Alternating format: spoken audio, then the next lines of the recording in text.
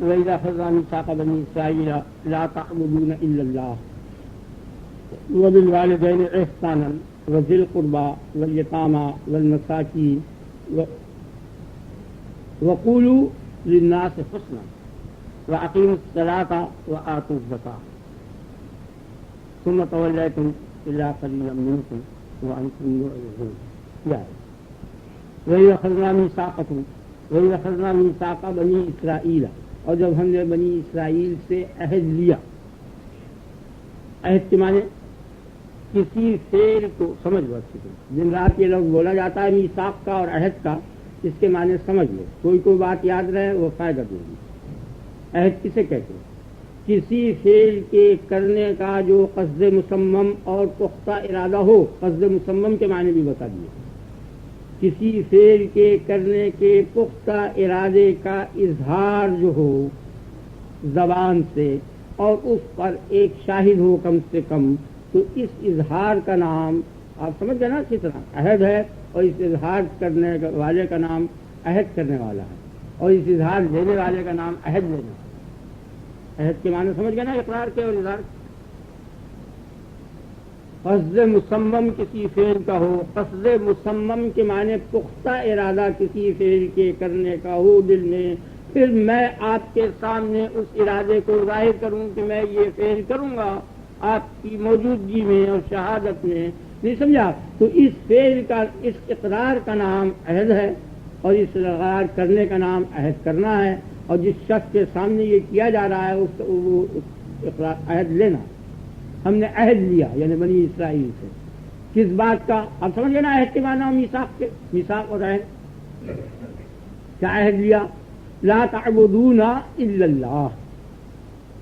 تم عبادت نہیں کرتے ہو اور نہیں کرو گے. مضارع کا صیغہ ہے. لا تعبدون کے معنی تم عبادت نہیں کرتے ہو، اور لا تعبدون کے معنی تم عبادت نہیں کرو گے مگر اللہ کی. یہ لفظی ترجمہ ہے. اور جب اس جگہ مگر کا لفظ آیا کرتا ہے تو اس سے پہلے ایک عام لفظ محذوف ہوتا ہے. سمجھ گئے نا؟ اس کو مستثنی مفرغ کہتے ہیں گرامر کی.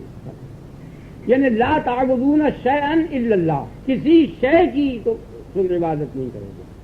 عام. پھر اس سے استثناء کیا بجز اللہ کے، اللہ کے علاوہ. لفظ کے معنی سمجھ میں آ گیا نا؟ اب یہ لفظ جو ہے یہ تو ہے خبر لا تعبدون. تو یہاں یہ کھپتا نہیں.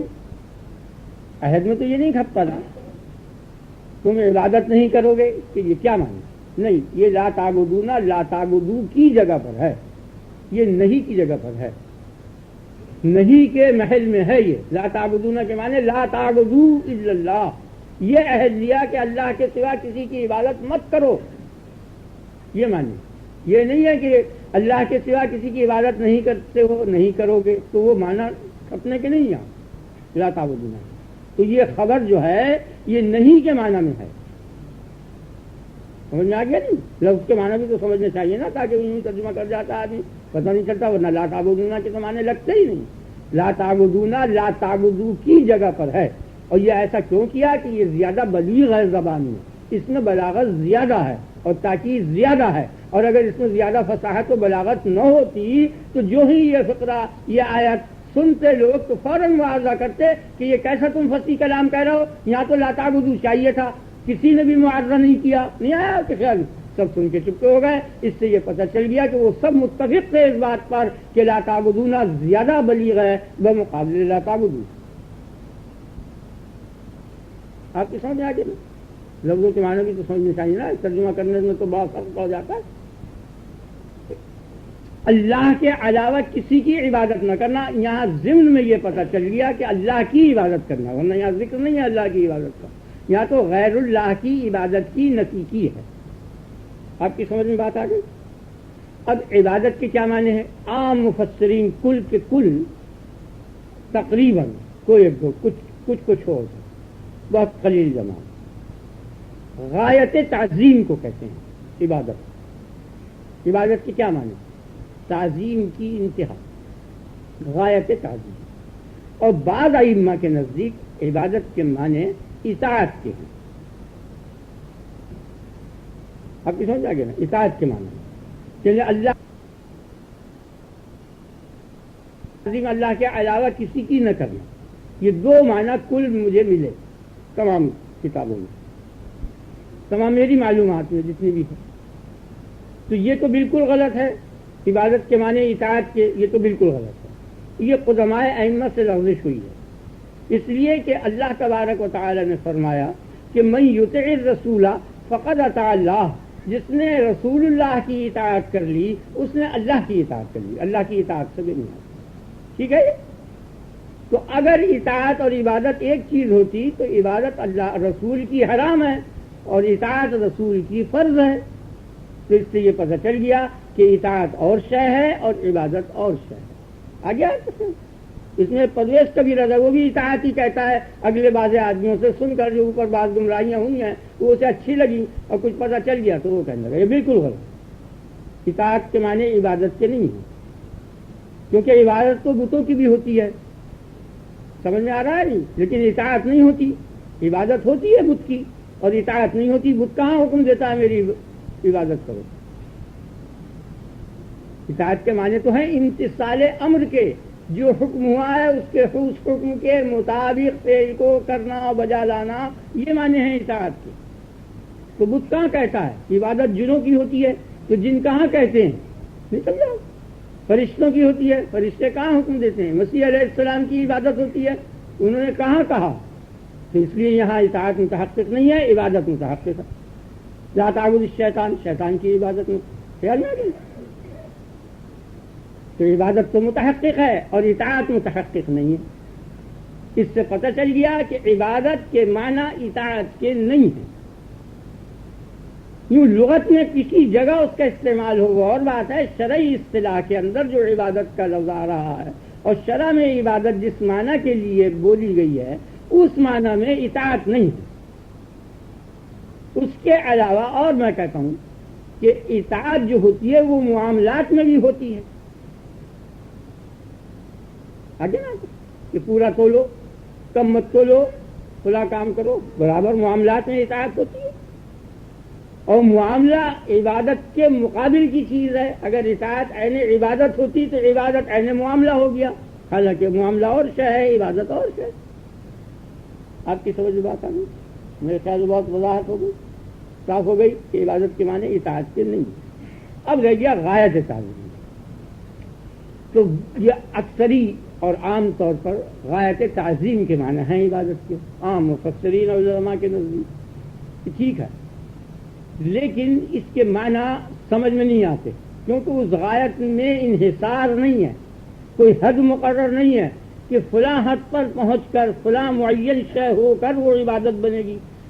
مطلق تعظیم کسی ایسی حد پر پہنچ جائے کہ اس حد پر پہنچنے کے بعد اس کو عبادت کہا جائے، یہ نہیں پتہ چلتا. تعظیم یہ بھی ہے کوئی بیٹھا ہوا آدمی اور کوئی آدمی آیا تو وہ کھڑا ہو گیا، تو اس سے بھی پتہ چلتا ہے کہ اس نے تعظیم کی، کچھ لجا کے بولا، کچھ عاجزی سے بولا یا کوئی ایسی حرکت کی. ان تمام حرکتوں سے تعظیم کا پتہ چلتا ہے. لیکن تعظیم جب چل رہی ہے تو وہ کسی ایسی جگہ جا کے نہیں معین ہوتی کہ وہاں پہنچنے کے بعد ہم یہ سمجھ لیں کہ اس جگہ پر تعظیم آن کے ختم ہوئی اور یہاں وہ عبادت ہے. یہ نہیں پتہ چلتا. کتنی عجیب بات ہے جو آپ سن رہے، کچھ نہیں پتہ چلتا. آپ جب چاہے پوچھیے تو ہم جان پاؤ عبادت کی کیا نہیں. سمجھ میں آ گیا نا؟ اب یہاں سمجھ. اب یہ بات سمجھنے کے واسطے ایک بات پہلے باریک ہے، اسے سمجھ لو کہ انسان کی خلقت کا مقصد کیا ہے. اللہ تبارک و تعالی نے فرمایا ما خلقت الجن والانس الا لیعبدون، میں نے جنوں اور آدمیوں کو صرف عبادت کے لیے پیدا کیا. حالانکہ بہت سے آدمی عبادت نہیں کرتے تو اہل سنت والجماعت نے اس کی تعویل یہ کی کہ میں نے ان کو اس لیے پیدا کیا ہے کہ میں ان کو حکم دوں کہ یہ عبادت کریں. یہ معنی ہے یہ تمام اہل سنت والجماعت کا یہ عقیدہ ہے. لیکن یہ صحیح نہیں ہے، اس لیے کہ بچہ اور مجنون جو ہے وہ خارج ہو گیا، کیونکہ وہ معمور نہیں ہے اور مخلوق ہے. خلقتوں میں تو ہے وہ داخل کہ پیدا کیا اس کو، مخلوق ہے، بچہ بھی مخلوق ہے، پاگل بھی، لیکن وہ معمور نہیں ہے. ایک آدمی نے یہ کہا کہ اس کے معنی چونکہ اطاعت کے ہیں اور یہاں اطاعت جیسے کہ اختیار سے ہوتی ہے، ایسے جبری اطاعت یعنی مجبور ہے، یعنی میں نے جنوں اور آدمیوں کو جس کام کے لیے پیدا کیا ہے اس کام پر وہ مجبور ہے، کر کے رہیں گے۔ یہاں عبادت کا سوال ہی نہیں پیدا ہوتا۔ میں نے کچھ لوگوں کو ایمان کے لیے پیدا کیا، کچھ لوگوں کو کفر کے لیے، کچھ لوگوں کو نیکی کے لیے، کچھ لوگوں کو بدی کے لیے، تو جس کام کے لیے میں نے پیدا کیا ان کو، وہ اس کام پر مجبور ہیں، یہ معنی ہوتے ہیں۔ یہ معنی عبادت کے کیے ہیں امام ابن حزم نے، یہ بھی بالکل غلط ہے، اس لیے کہ جس کام کے لیے جس شے کو اللہ تبارک و تعالی نے پیدا کیا ہے وہ کل کائنات ہے، اس میں انسان کی اور جن کی کوئی قید نہیں، ملائکہ بھی شامل ہے، افلاک بھی شامل ہے، کواکب بھی شامل ہے، اور وہ سما بھی شامل ہے، عناصر اربع وغیرہ وغیرہ، کل کائنات خداوندی اس میں شامل ہے کہ جو خدا حکم دے اس کے مطابق وہ کریں۔ یہ غلط ہے۔ یہ دو ہی تعویلوں کا مجھے معلوم ہوئی، اور ممکن ہے کوئی اور بات بھی ہو، بہرحال یہ میں نے آپ کو سنا دیا کہ یہ صحیح نہیں ہے۔ سمجھ آ رہا ہے نا آپ؟ بلکہ مطلب یہ ہے کہ وذکر فإن الذکر، اس آیت کو بھی تشریح کر دوں تاکہ آپ کے دل میں کوئی خدش باقی نہ رہے۔ وذکر فإن الذکر، سمجھائے جا، فإن الذکر تنفع المؤمنین، سمجھانا جو ہے لوگوں مومنوں کو نفع دے گا، کافروں کو نفع ہو یا نہ ہو، لیکن مومنوں کو ذکر نفع دے گا۔ فذکر، سمجھائے جا، ذکر کرائے جا، آگے نہ آپ کے خیال ہے فإن الذکر تنفع المؤمنین، ذکر جو ہے، سمجھانا جو ہے، یہ نافع ہے مومنوں کے، مومنوں کو نفع دے گا۔ اور مومنوں کو کیوں نفع دے گا؟ کہ ما خلقت الجن والانس، ما خلقت الجن، مومنین جن ہے، آگے نا آپ کے خیال ہے مومنین ان سے، مطلب یہ ہے کہ جو جن مومن ہیں اور جو انسان مومن ہیں ان کو میں نے عبادت کے لیے پیدا کیا ہے، ان کو تو سمجھائے، وہ نفع دے گا، بالکل ٹھیک ہو گیا۔ وہ عبادت اپنی جگہ پر جو کہ تو قائم رہی اور کوئی بات بھی نہیں رہی۔ یعنی تخصیص یہ ہوئے کہ یہاں مقصد کافروں کا نہیں ہے، جن اور انس میں کافر شامل نہیں ہے، بلکہ شامل یہاں صرف مومن ہے، وہ جماعت مومنین کی کہ جو خدا کی اطاعت کر رہی ہے اور ایمان لے آئی، ان کو برابر تو سمجھائے گا، ان کے لیے یہ سمجھانا نفع بخش ہے۔ تو قصہ ختم ہو گیا۔ بڑی اچھی اور حسین تعویل میں نے کی ہے جس کے ساتھ میں متفرد ہوں، مجھ سے پہلے کسی نے نہیں کی۔ آپ کس میں؟ اب عبادت کے معنی سمجھ لیں، یہ دو معنی شہرت پا گئے ہیں علماء کے درمیان میں، اور یہ دونوں معنی میں سے ایک تو قطعی غلط ہے اور ایک مبہم ہے، کیونکہ غایت تعظیم جو ہے وہ سمجھ میں نہیں آتی کہ کہاں ہے غایت۔ ہاں، اب یہ رہ جائے گا، چاہے اس کی وضاحت کرا لیجیے۔ یعنی میں نے تو یہ آپ کو بتایا کہ عبادت کے معنی اگر اطاعت کے ہوتے تو رسول کی اطاعت فرض ہے اور رسول کی عبادت حرام ہے، غیر اللہ کی اطاعت جو ہے وہ جائز ہے اور غیر اللہ کی عبادت ناجائز ہے۔ اس سے پتہ چل گیا کہ اطاعت اور عبادت میں فرق ہے۔ اطیع اللہ کے معنی یہ ہے، اللہ کی اطاعت کرو، اس کے معنی یہ ہیں کہ اللہ چونکہ ذی شعور چیز ہے، اس لیے اس کی اطاعت جو ہوگی ذات کی اس کی نہیں ہونے کی۔ جو شے ذی شعور ہوا کرتی ہے اس کی اطاعت اس کے قول، اس کے کلام، اس کے حکم کی ہوتی ہے، ذاتی اطاعت نہیں ہوتی۔ جیسے یہ چمک پڑ رہی ہے نا، یہ نہیں، یہ چمک جو ہے یہ اطاعت کر رہی ہے سورج کی، تو یہ سورج کے حکم کی اطاعت نہیں کر رہی بلکہ اس کی ذات کی اطاعت کر رہی ہے۔ تو بے شعوروں میں تو اطاعت جو ہوتی ہے ذات کی ہوتی ہے، اور ذی شعور کی اطاعت جو ہوتی ہے ذی شعور کے قول کی ہوتی ہے۔ تو اطیعوا اللہ کے معنی ہے اطیعوا قول اللہ، اور اس قول اللہ کو تمام مسلمان قرآن کہتے ہیں۔ سمجھ میں آ گیا نا؟ واطیعوا الرسول، اور رسول کی اطاعت کرو، تو رسول بھی ذی شعور ہے، اس کی بھی ذات کی اطاعت نہیں ہونے کی بلکہ اس کے قول کی اطاعت ہوگی۔ واطیعوا قول الرسول ہے، اس کا نام حدیث رسول ہوا۔ سمجھ میں آ گیا نا؟ بالکل واضح ہو گیا۔ بس اب تو کچھ چیز نہیں ہے، ٹھیک خیر۔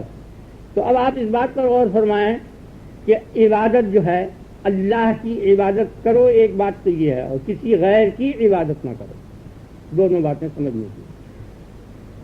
ان دونوں چیزوں کو سمجھنے کے لیے پہلے آپ یہ سمجھ لیں، ایک بات باریک سمجھ لیں کہ مقصد تخلیق انسان کیا ہے۔ انسان جس درجے پر اب پہنچ گیا ہے اس کے شعور میں اس سے اونچی کوئی چیز نہیں ہے۔ شعور انسانی میں انسانی شعور جو ہے، انسانی شعور کیا ہے؟ یہ کیا ہیں؟ یہ ایک، یہ دو۔ انسانی شعور کیا ہے؟ یہ کتنے ہوئے؟ 3 ہوئے۔ یہ ہے انسانی شعور۔ اور اللہ تبارک و تعالی اس بات پر قادر ہے کہ یہ 300 ہوں، 25 ہوں، 1 اور 2 مل کے 25 ہوں، ایسا شعور پیدا کر دے۔ نہیں سمجھا؟ اللہ تعالیٰ اس بات پر قادر ہے۔ سمجھ میں آ گیا نا؟ تو اس موجود شعور کے خلاف لا انتہا مراتب ہیں، تو اللہ تعالیٰ لا انتہا شعور پیدا کرنے پر قادر ہے کہ ہر شعور کے اعتبار سے ایک نئی حقیقت ملے گی آپ کو بھی یہ آپ نہیں سمجھا؟ ما یعلم جنود ربک الا ھو، تیرے رب کے سوا کوئی بھی اس کے لشکروں کو نہیں جانتا، تو اس کے شعوروں کو کوئی نہیں جان سکتا جتنے شعور پیدا کرنے پر وہ قادر ہے۔ اور اس کا جو شعور ہے اس شعور کو وہی جانتا ہے، کیونکہ جو شعور وہ پیدا کر سکتا ہے اور پیدا کرتا ہے، لا یحیطون بشیء من علمہ من شعورہ، جو شعور اس نے پیدا کیا ہے اس کا وہ احاطہ نہیں کر سکتے الا بما شاء، مگر اتنا جتنا کہ وہ چاہے۔ یہ موجود شعور میں بھی جتنا وہ چاہے گا اتنا ملے گا، اس موجود شعور کا بھی پورا احاطہ نہیں ہونے کا۔ وما اوتیتم من العلم الا قلیلا، اور تم کو تھوڑا سا علم دیا گیا۔ شاید میں آ گیا نا؟ اور تھوڑے سے علم سے مراد یہ، اب سمجھ گئے نا آپ کی، یہ نہیں ہے یہ آپ سمجھ لیں کہ ہمیں کچھ کم ہے اور دوسرے کو زیادہ، یہ نوعیت ہی تھوڑی ہے، ایک شعور ہے یہ۔ اس شعور سے اونچے اور نیچے لا انتہا شعور ہیں جن میں سب پہ وہ قادر ہے، اور ممکن ہے کہ اس قسم کی مخلوق اس نے پیدا کر رکھی ہو کہ جو ان شعوروں کے ساتھ وہ شاعر ہو، وزی شعور ہو جس کا ہم کو پتہ نہیں، اور اس کے پتہ نہ ہونے کا پتہ اس کے قول سے چل گیا کہ ما یعلم جنود ربک الا ھو، تیرے رب کے لشکروں کو بجز اس کے اور کوئی نہیں جانتا۔ اب آپ کو پتا ہے نا کہ آپ کو بکرے سے زیادہ شعور ہے یا نہیں؟ تو ایسی مخلوق وہ پیدا کر سکتا ہے کہ وہ اپنے خیال میں جس طرح آپ بکرے کو بے شعور سمجھ رہے ہیں وہ آپ کو بے شعور سمجھے، اور پھر اس پر اضافہ اور اس پر اضافہ اور اس پر اضافہ، اور یہ اضافہ لا انتہا جائے گا، کہیں نہیں رکنے کا، کیونکہ جس جگہ جا کے رک جائے گا وہاں قدرت ٹھہر جائے گی، منتہی ہو جائے گی، اور اس کی قدرت لا انتہا ہے، اس لیے کہیں نہیں ٹھہرنے کا۔ تو مقدوراتی شعور اتنے ہیں، کس کس چیز کو جانے گا، اس لیے جاننے کی کچھ اچھی چیز زیادہ تو نہیں نکلی ہے جان ہی نہیں سکتے، وہ تو اتنا ہی جانے گا جتنا وہ چاہے۔ جب یہ پتہ چل گیا تو جو چاہا ہے اس نے بتانا، جنوانا کہ لوگ جان جائیں، وہی جاننا چاہیے بس، وہ اس نے اپنے انبیاء کے ذریعے بتا دیا کہ اتنا شعور ہو، بس اس سے آگے نہ بڑھو، اس سے پیچھے نہ بڑھو۔ انسان کی تخلیق جو ہے انسانی شعور میں سب سے زیادہ بہتر ہے، انسان سب سے زیادہ بہتر ہے، انسان کو اس کا شعور ہو گیا، سن کر بھی اور عقل سے بھی معلوم ہو گیا۔ سمجھ آ گیا نا آپ کی؟ یعنی سنا، شخص کہتا ہے نا تو اب اس نے کسی سے سنا، آپ جانتے نہیں، آپ نے سنا نا کہ انسان افضل ہے، تو کسی کہنے والی سے تو سنا نا، اس نے کسی اور سے سنا، اس نے کسی اور سے سنا، اس نے کسی اور سے سنا، اب یہ سننے کا سلسلہ لا انتہا تو جا نہیں سکتا، لہٰذا ایک ایسی جگہ جا کے ٹھہر جائے گا کہ جس نے کسی سے نہ سنا ہو اسی کا نام نبی ہے، کہ کسی انسان سے نہیں سنا اس سے سب نے سن لیا۔ یہ تو شرعی ہو گیا، شریعت ثابت ہو گئی۔ آپ سمجھے نا میری بات؟ سننے کا سلسلہ جس جگہ جا کے ٹھہرے گا، ایک ایسا انسان آ جائے گا کہ اس نے کسی انسان سے نہیں سنا اور اس سے سب انسانوں نے سنا، اسی انسان کو جس نے کسی انسان سے نہیں سیکھا اور نہیں سنا اسی کو نبی کہتے ہیں، کوئی نبی۔ اور عقل سے یوں معلوم ہو گیا کہ انسان جو ہے تمام کائنات میں سے کسی مخلوق، تمام مخلوقات میں سے کسی مخلوق کے اندر صرف نہیں ہو رہا، خرچ نہیں ہو رہا، لگ نہیں رہا، کل چیزیں اس میں خرچ ہو رہی ہیں اور یہ کسی میں نہیں خرچ ہو رہا ہے۔ تو اس سے یہ پتہ چل گیا کہ کل اشیاء اس کے لیے ہیں اور یہ کسی کے لیے نہیں۔ آگے نا آپ کے خیال، لہذا کائنات سے اب اگر یہ کسی دوسری شے کے لیے نہ ہو، آپ سمجھ رہے ہیں میری بات؟ کل اشیاء انسان کے لیے ہیں اور انسان جو ہے ان تمام اشیاء میں سے کسی شے کے لیے نہیں ہے۔ اگر یہ ان تمام اشیاء کے علاوہ بھی ان تمام اشیاء سے خارج کوئی اور شے ہو اور اس شے کے لیے بھی نہ ہو تو کل اشیاء کسی نہ کسی چیز کے لیے ہیں اور یہ کسی کے لیے بھی نہ ہوا، نہیں آیا آپ کے خیال میں؟ تو اس کا ہونا نہ ہونے کے برابر ہو گیا، کیونکہ وجود کسے کہتے ہیں؟ مبدأ آثار، جس شے پر اثر مرتب ہو، جسے آگ جلانے کے لیے ہے، تو اگر جلانا اس میں نہ ہو تو آگ نہیں رہے گی، خاک ہو جائے گی. سورج روشنی پہنچانے کے لیے ہے، اگر روشنی نہ پہنچائے تو سورج توا بن جائے گا، سورج نہیں رہنے کا. تو اسی طرح اگر انسان کسی شے کے لیے بھی نہ ہو تو انسان نہیں رہنے کا، اور اس کا ہونا نہ ہونے کے برابر ہو جائے گا. تو اس کو کہا فحسبتم انما خلقناکم عبثا، تم اس خیال میں بیٹھے ہو کہ ہم نے تم کو بیکار بنایا ہے. بیکار کے کیا معنی؟ یعنی کسی شے کے لیے نہیں. اور یہ جملہ کائنات جو ہے یہ ان میں سے تم کسی کے لیے نہیں ہو، کیونکہ یہ سب تمہارے لیے ہیں. اور یہ آپ کچھ بھی چیز دیکھ لیجئے کہ جب روٹی پکائی جاتی ہے تو آٹا، گیہوں کا دانہ جو ہے اس کو پیس کے آٹا بنایا جاتا ہے. آگے نا دانہ آٹے کے لیے ہوتا ہے، آٹا پھر گننے کے لیے ہوتا ہے، گننا پھر روٹی کے لیے ہوتا ہے. نہیں سمجھا آپ؟ تو روٹی جو ہے وہ کبھی بھی نہیں کھپنے کی گننے میں، اور گننا جو ہے سوکھے آٹے میں، اور سوکھا آٹا کیا جائے گا نا، الٹا ہو جائے گا، نظام باطل ہو جائے گا. تو انسان اگر کسی شے کے لیے بھی ہوا تو عالم درم برم ہو جائے گا. نہیں آیا آپ کے ساتھ؟ تو عبادت کرنے کے معنی کیا ہے کہ تم یہ خوب سمجھ لو کہ تمہاری پیدائش کا مقصد ان کائنات میں سے کوئی شے نہیں ہے، تم ان میں سے کسی شے کے لیے نہیں ہو. سمجھے نہیں؟ کسی شے کے لیے، نہ زمین، نہ آسمان، نہ آسمانی مخلوق، نہ زمینی مخلوق، تم ان میں سے کسی کے لیے نہیں پیدا ہوئے ہو. اس لیے اگر آپ کے خیال میں، کیونکہ اب جس شے کے لیے ہوتا ہے اس میں وہ فنا ہوتا ہے، اگر وہ نہ ہو تو وہ خود جاتا رہے گا. جیسے سورج میں روشنی نہ ہو تو سورج روشنی پر فنا ہے، فضا ہے. عبادت کے معنی یہ ہے کہ کسی شے پر تم فضا نہ ہونا، کائنات کی کسی شے پر اپنی جان نثار نہ کرنا.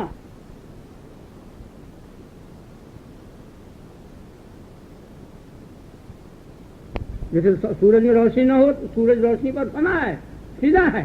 عبادت کے معنی یہ ہے کہ کسی شے پر تم فضا نہ ہونا، کائنات کی کسی شے پر اپنی جان نثار نہ کرنا، کائنات کی کسی شے پر فضا نہ ہونا، سمجھا، اس پر نہ ریجھنا. کوئی شے اس قابل نہیں ہے کہ جس پر تم نثار ہو بجز اللہ کے. تم اللہ کے لیے ہو، اللہ پر نثار ہونا، اور کائنات میں سے کسی شے پر نثار نہ ہونا، اور کل کائنات کو اپنے اوپر نثار کرنا.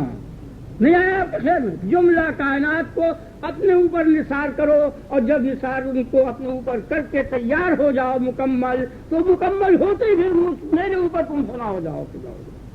اس کا نام معاملات، اس کا نام عبادت. عبادت کے کیا معنی؟ کہ میرے اوپر فنا ہو جاؤ. معاملے کے کیا معنی؟ کہ کل کائنات کو اپنے میں خرچ کر لو، کل پر چھا جاؤ، قابو پا جاؤ، اقتدار کر لو، اور زیادہ سے زیادہ دفعہ زمین سے اور آسمان سے اور ان دونوں کے درمیان جو اشیاء ہیں ان سے فائدہ اٹھا کے اس جسم کو، روح کو مکمل کر لو. مکمل کرنے کے کیا معنی؟ میرے اوپر فنا ہونے کے قابل بنا لو، کل کائنات کو اپنے میں خرچ کرو. اس کا نام معاملات اور اس کا نام عبادت. سمجھ جائے گا نا؟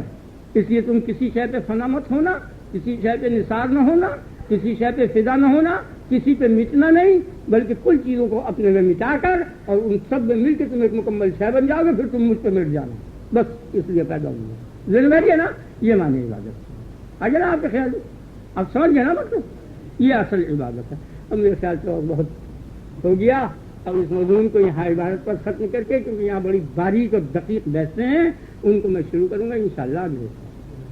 اب اپنے رب کی تم بڑائی بیان کرو زیادہ سے زیادہ، اور وہی بڑائی بیان کرو جو میں تم سے کہہ رہا ہوں، وہی حق ہے. اللہ جو چاہے سو کہے اور جو چاہے کرے اور جو چاہے حکم دے دے. نہیں آیا سنا نے اس کو اختیار ہے کہ اس کنکر کو کہہ دے کہ اس کو سجدہ کرو، کرنا پڑے گا. کرتے ہی فرشتے بن جاؤ گے، نہ کرتے ہی شیطان بن جاؤ گے. نہیں سمجھا؟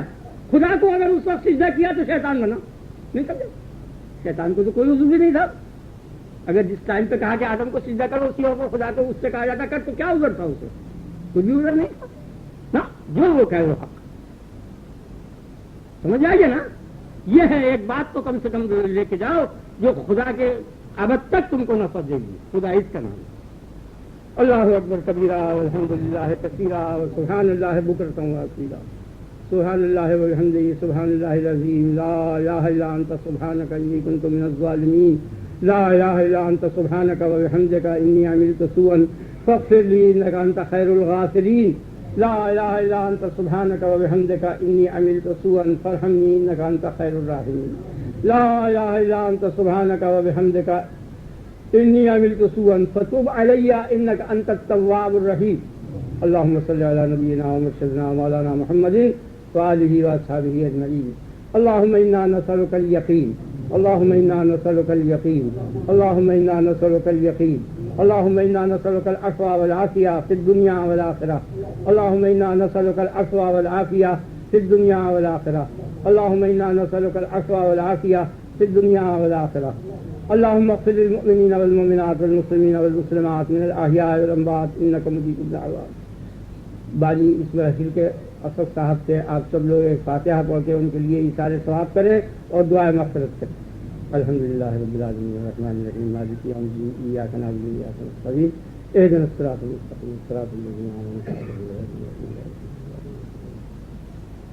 محمد رسول اللہ صلی اللہ علیہ وسلم.